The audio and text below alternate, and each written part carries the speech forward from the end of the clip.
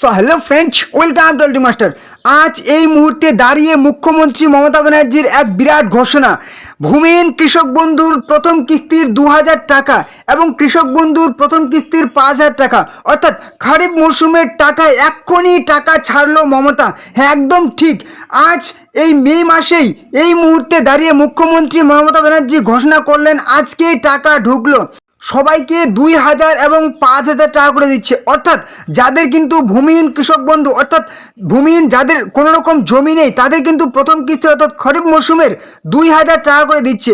এবারে হচ্ছে কৃষক বন্ধুর ক্ষেত্রে যাদের 1 একর বা তার বেশি জমি আছে, তারা কিন্তু প্রথম কিস্তির অর্থাৎ খরিফ মরশুমের কিন্তু 5000 টাকা করে পাচ্ছেন, এবং যাদের 1 একরের কম জমি আছে কৃষক বন্ধুর ক্ষেত্রে, তাদের কিন্তু 2000 টাকা করে পাচ্ছেন। তো অবশ্যই আপনারা দেখে নিন যে কাদের কাদের টাকা ঢুকেছে।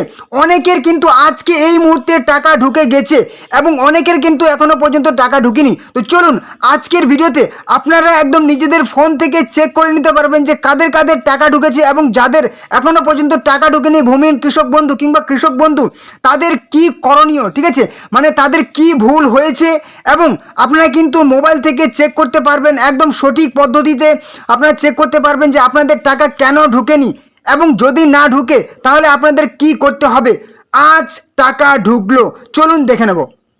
তো চেক করার জন্য সবার আগে আপনাকে এই অফিসিয়াল পোর্টালে আসতে হবে। এটা কিন্তু পশ্চিমবঙ্গ সরকারের শুধুমাত্র কৃষি বিভাগের জন্য কিন্তু এই অফিসিয়াল পোর্টালটি। কৃষি বিভাগের সমস্ত রকম তথ্য কিন্তু আপনি এই পেজে পেয়ে যাবেন। ভূমিহীন কৃষক বন্ধু কিংবা কৃষক বন্ধু কিংবা যত রকম কৃষি বিমা থাকে কিন্তু এই পেজে আপনি পেয়ে যাবেন। তো চলুন, এখানে আসার জন্য অবশ্যই আপনাকে গুগল কিংবা ক্রোম ব্রাউজারে গিয়ে সার্চ করতে হবে মাটির কথা .wb.gov.in, কিংবা এই অফিসিয়াল পেজটির লিঙ্ক আমি ভিডিও ডেসক্রিপশনে দিয়ে দিয়েছি। লিঙ্কে ক্লিক করে আপনি এই পেজে চলে আসবেন। এখানে আসার পর একটু নিচে চলে আসবেন। এখানে আসলে কিন্তু আপনি সমস্ত রকম যে কৃষি বিভাগের যে সমস্ত রকম সাহায্য পশ্চিমবঙ্গ সরকার দিয়ে থাকে সমস্ত কিন্তু আপনি এখানে পেয়ে যাবেন। ছোট কৃষি যন্ত্রপাতি, শক্তিচালিত যন্ত্রপাতি, কৃষি যন্ত্রাদি ভাড়া কেন্দ্র, কৃষি যন্ত্রাদি হাব বা ব্যাংক, সমস্ত রকম ইনফরমেশন আপনি পেয়ে যাবেন। বিশদে জানতে নিকটবর্তী ব্লক বা কৃষি অফিসেও কিন্তু আপনি যোগাযোগ করতে পারেন। তো এখানে আমরা চলে আসছি যে মাননীয় মুখ্যমন্ত্রীর কি বার্তা এই মুহূর্তে, আজ উনি কি ঘোষণা করলেন সেটাও কিন্তু আপনারা এখান থেকে পেয়ে যাবেন। যদি কোনো নোটিফিকেশন দেওয়া হয় এই মুহূর্তে বিজ্ঞপ্তি, তাহলে সেটা পেয়ে যাবেন। কোনো রকম টেন্ডার বা আবহাওয়ার সমস্ত রকম তথ্য কিন্তু আপনি এখানে পেয়ে যাবেন। তো আমরা কিন্তু একটু নিচে চলে আসবো, যেটা আজকে আমাদের বিষয় কৃষক বন্ধু কিংবা ভূমিহীন কৃষক বন্ধু। তো প্রথমেই আমরা দেখে নেব কৃষক বন্ধুর আপডেট, কৃষক বন্ধুর টাকা ঢুকেছে কি ঢুকেনি। তারপর দেখে নেব যে ভূমিহীন ক্ষেত মজুর, ঠিক আছে, মানে হচ্ছে যাদের কোনো রকম জমি নেই। এছাড়াও কিন্তু আপনি সমস্ত রকম তথ্য এখানে পেয়ে যাবেন। জয় বাংলা কৃষক বার্ধক্য ভাতা, ঠিক আছে, কৃষি যান্ত্রিকীকরণ, কৃষি পরিকাঠামো উন্নয়ন তহবিল, বিজ্ঞানসম্মত চাষবাস, ফসলের সমস্যা সমাধান, মাটির স্বাস্থ্য কার্ড, এখান থেকে আপনি সমস্ত রকম তথ্য পেয়ে যাবেন। অনলাইন লাইসেন্স সিস্টেম, তারপর মাটির কথা, কৃষকের কথা, আবহাওয়া উপদেশ, কৃষি পরিকাঠামো। এবারে চলে আসি, আমরা দেখে নেব প্রথম হচ্ছে কি কৃষক বন্ধু, যেখানে আবেদন করলে প্রত্যেক কৃষককে যদি 1 একর বা তার বেশি জমি থাকে তাহলে কিন্তু 2 কিস্তিতে 5000 টাকা করে 10,000 টাকা দেওয়া হয়, ঠিক আছে, প্রত্যেক কৃষককে যাদের 1 একর বা তার বেশি জমি আছে। এবং যদি কোনো কৃষকের বয়স 18 থেকে 40 বছরের মধ্যে হয়ে থাকে এবং যদি উনি মারা যান তাহলে কিন্তু ওনার পরিবারকে 2 লক্ষ, সর্বাধিক 2 লক্ষ টাকার আর্থিক অনুদান দেওয়া হয়। তো চলুন আমরা দেখে নেব। এবং যদি যাদের 1 একরের কম জমি আছে তারা কিন্তু 2000 করে 2 কিস্তিতে 4000 টাকা পেয়ে থাকেন, ঠিক আছে। তো এখানে আমরা একবার ক্লিক করে দেবো। এই পেজে আপনি চলে আসবেন। এখানে আসার পর এখানে দেখতে পাচ্ছেন যে কৃষক বন্ধু, এখানে আপনি একবার ক্লিক করে দেবেন। এখানে ক্লিক করলে কিন্তু আপনার সামনে নতুন একটা পেজ ওপেন হয়ে যাবে, যেখানে কিন্তু আপনি আপনার তথ্য বা ইনফরমেশন দিয়ে চেক করতে পারবেন। লেখা আছে কৃষক বন্ধু, ঠিক আছে, প্রথমে লেখা আছে কৃষক বন্ধু। এবার আপনি নিচে চলে আসুন। এখানে আসার পর কৃষক বন্ধু সম্পর্কিত এখানে ক্লিক করে দেখতে পারেন আমি তথ্য। এবারে চলে আসুন, আমরা দেখব কি নথিভুক্ত কৃষকের তথ্য, অর্থাৎ যাদের নাম রেজিস্ট্রেশন কিংবা হচ্ছে যাদের নাম নথিভুক্ত করা হয়েছে বা যারা আবেদন করেছেন বা অ্যাপ্লাই করেছেন। তো এখানে আমি একবার ক্লিক করে দেবো। এখানে ক্লিক করলে কিন্তু আবার একটা নতুন পেজ ওপেন হয়ে যাবে। তো অবশ্যই আমরা কিন্তু ডিটেলসে বা সম্পূর্ণ তথ্য দেখে নেব।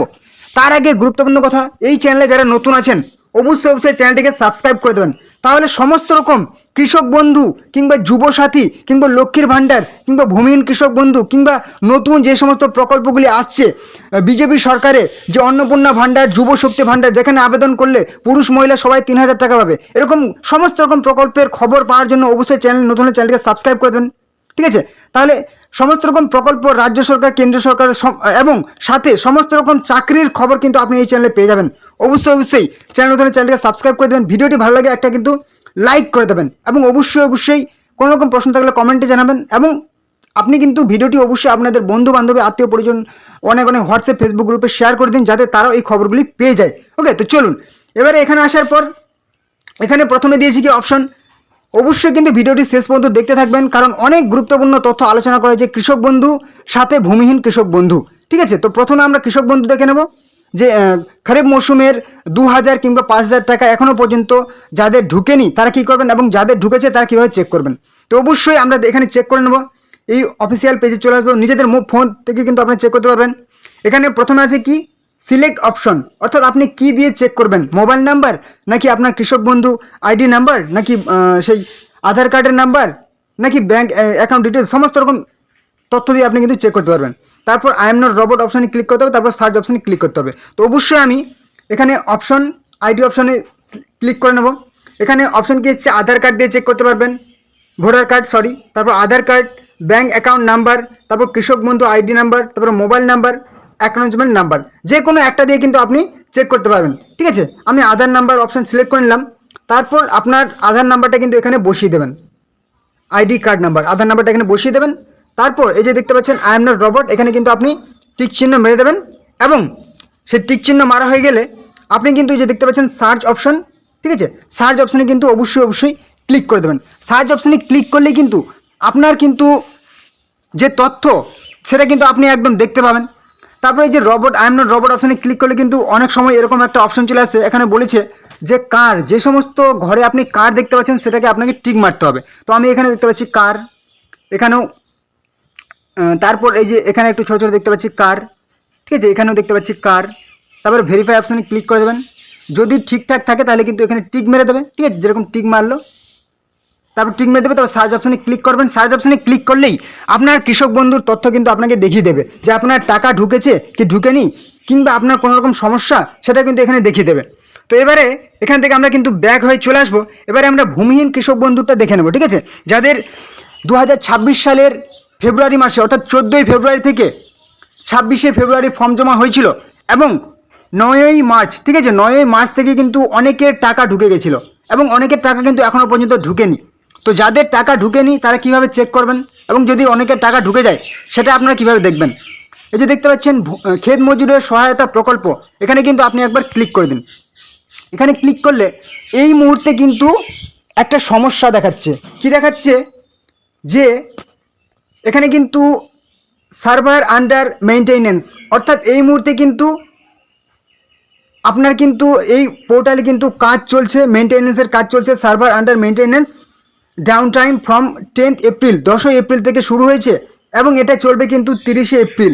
অর্থাৎ এই অফিসিয়াল পোর্টাল থেকে আপনি ভূমিহীন ক্ষেতমজুর আবেদন চেক করতে পারবেন না, অন্য একটা পোর্টাল আছে সেটার থেকে আপনি কিন্তু চেক করতে পারবেন। সেটা কিন্তু আজকের ভিডিওতে বলা হয়েছে, কোনো রকম আপনি কিন্তু চিন্তা করবেন না। ঠিক আছে, এবং এই পোর্টালে 30শে এপ্রিল, যেহেতু এই আজকে 30শে এপ্রিল না মে মাস পড়ে গেছে, অথচ এখনও কিন্তু আপডেট করা হয়নি, খুব তাড়াতাড়ি কিন্তু আপডেট করা হবে। ঠিক আছে, ভোটের রেজাল্ট, তার জন্যই কিন্তু ভোটের এই সমস্ত কাজকর্ম চলছে, তার জন্য কিন্তু এই সমস্ত কাজগুলি একটু ধীরগতি সম্পন্ন হয়ে গেছে।